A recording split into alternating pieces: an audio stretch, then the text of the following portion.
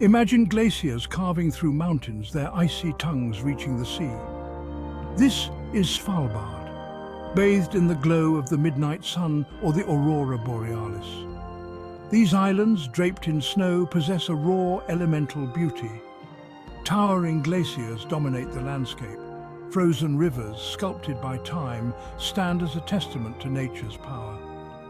Fjords, deep channels carved by glaciers, reflect the towering cliffs. Svalbard is teeming with life, uniquely adapted to this extreme environment. Polar bears roam the ice floes, blending with the snow. Seals bask on the ice, slipping through frigid waters. Reindeer graze on sparse vegetation. The aurora borealis dances across the night sky. In summer, the midnight sun bathes the landscape in an ethereal glow. Beneath the permafrost, Svalbard holds secrets of a time when the Arctic was a very different place. Fossils of prehistoric marine reptiles, creatures that once ruled the oceans, have been discovered, their bones encased in the frozen ground. These remnants of a bygone era tell a tale of a warmer, more tropical Svalbard, a stark contrast to the icy wilderness we see today. Imagine a time when lush forests covered these lands, home to dinosaurs and other creatures long extinct.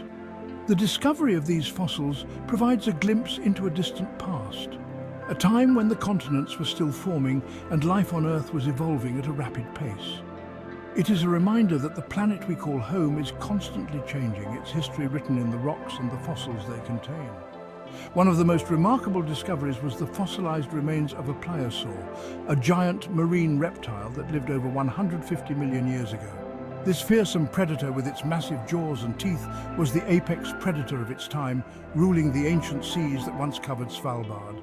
These paleontological treasures are not just relics of the past. They are crucial pieces in the puzzle of understanding Earth's history and the evolution of life itself.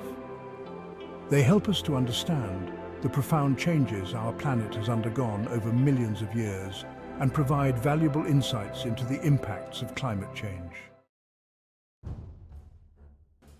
Svalbard's history is as dramatic as its landscape, first mentioned in Norse sagas, hinting at early Viking explorations, officially discovered in the late 16th century. Dutch explorer Willem Barents stumbled upon these islands in 1596. His discovery set off a scramble for resources.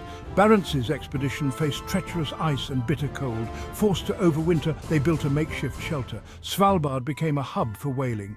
European whalers flocked to the region for its abundant whales. Whales were hunted for their blubber, a valuable commodity. The industry decimated whale populations and altered the ecosystem. Beyond whaling, coal mining emerged as a major industry. Several countries established settlements and mines. Abandoned mining operations stand as a reminder of human impact. The race for resources in Svalbard led to inevitable tensions between nations. To avoid conflict and establish a framework for peaceful coexistence, the Svalbard Treaty was signed in 1920. This unique international agreement recognized Norway's sovereignty over the archipelago, while granting signatory nations equal rights to resources and scientific research. The treaty transformed Svalbard into a demilitarized zone, a place where international cooperation was paramount.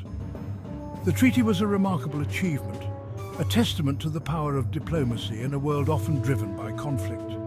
It established a model for international cooperation in the Arctic, a region increasingly important in the 21st century. However, the treaty also created a complex geopolitical landscape, one where national interests and environmental concerns are often at odds. The treaty's provisions regarding resource extraction have been particularly contentious. While Norway has the right to regulate activities within its territorial waters, the treaty grants signatory nations equal and non-discriminatory access to resources. This has led to disagreements over fishing quotas, oil and gas exploration, and the environmental impact of these activities. Svalbard's unique status as a demilitarized zone has also faced challenges in recent years, particularly with the resurgence of geopolitical tensions in the Arctic. The increasing presence of military forces in the region, coupled with concerns about climate change and resource competition, has raised questions about the long-term viability of the treaty and the delicate balance it seeks to maintain.